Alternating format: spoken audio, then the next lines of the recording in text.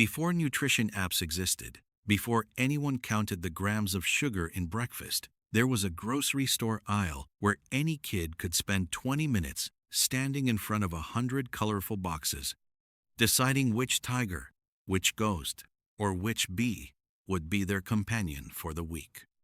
Because you didn't just buy cereal, you chose a character. And inside that box, hidden beneath tons of sugary flakes, was something worth more than the breakfast itself: the prize. Going to the grocery store with Mom had one secret mission: get to the cereal aisle before she could say no.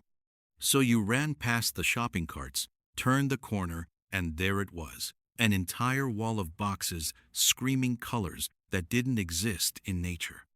You touched them, shook them to hear if the prize rattled inside, and prayed that this time you'd get to bring home the one with the toy on the front, because the most colorful box always won, always. Cookie Crisp was selling something no kid should have been able to legally eat for breakfast: cookies. The box said it was cereal. Your brain knew it was cookies, and that little scam worked for decades.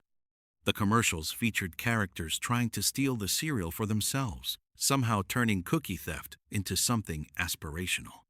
The funny thing is that with milk, they softened almost immediately, so half the bowl turned into a brown mush before you even finished watching it, and you still ate it fast, before the magic disappeared. But what really defined the era was the prize hidden inside the box, often mixed in with the cereal, or sometimes near the top in a sealed little bag. So every breakfast felt like a treasure hunt. Sometimes you reached straight in with your hand, no spoon, just to find it early.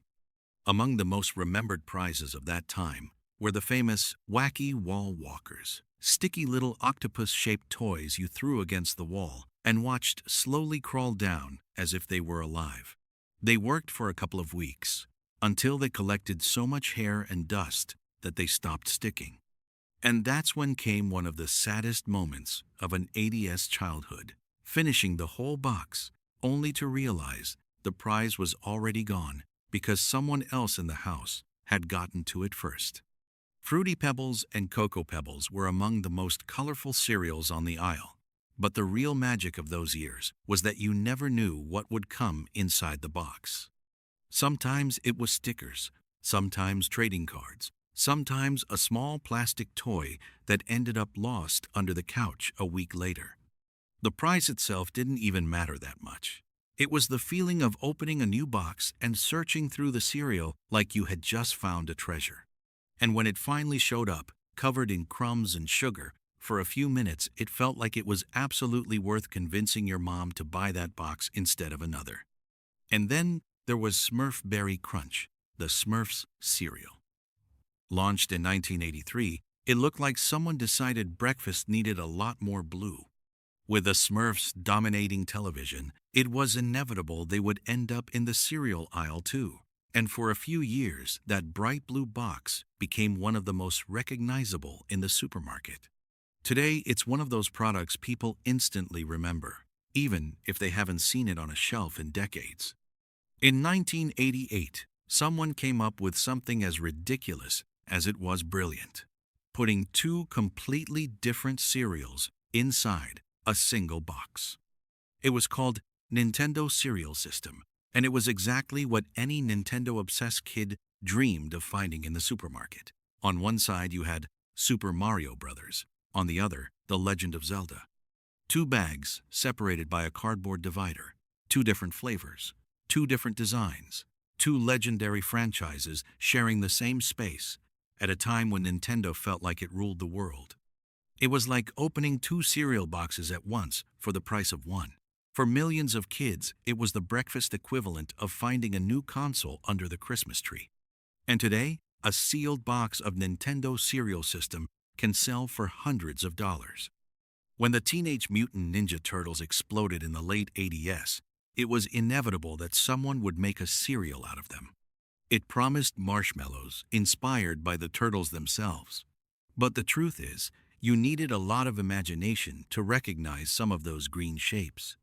Later, they added pizza-shaped marshmallows, the only part of the cereal that actually made sense with the characters.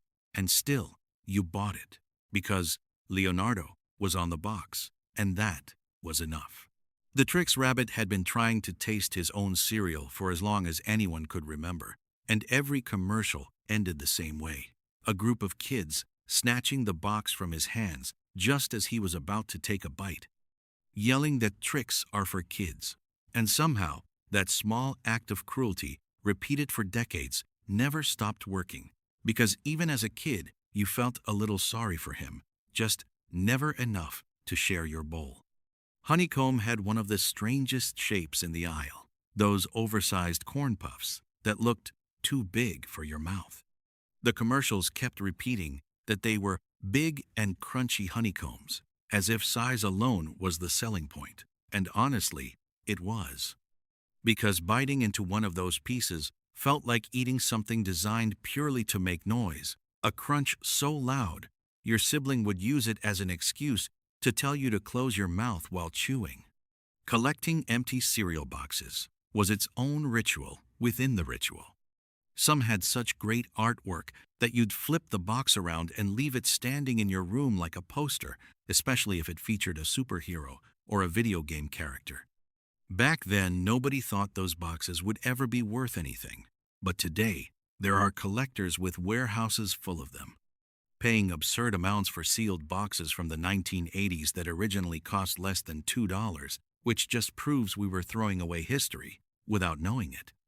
And all of this always happened in the same place: the kitchen table on a Saturday morning. A giant bowl just inches from your face, cartoons playing in the background, and the cereal box turned toward you so you could read the back while you ate. A back panel that always had a game, a maze, a word search you had already solved the week before but still did again anyway because nobody ever read the whole box at once. You read it over an entire week, one cereal at a time, one morning at a time. By the late 90s and early 2000s, physical prizes slowly started disappearing. Costs went up, child advertising regulations changed, safety concerns grew, and marketing strategies evolved. One by one, those little toys inside the box were replaced with codes, digital promos, or online content. And no kid is going to reach into a cereal box looking for a digital code.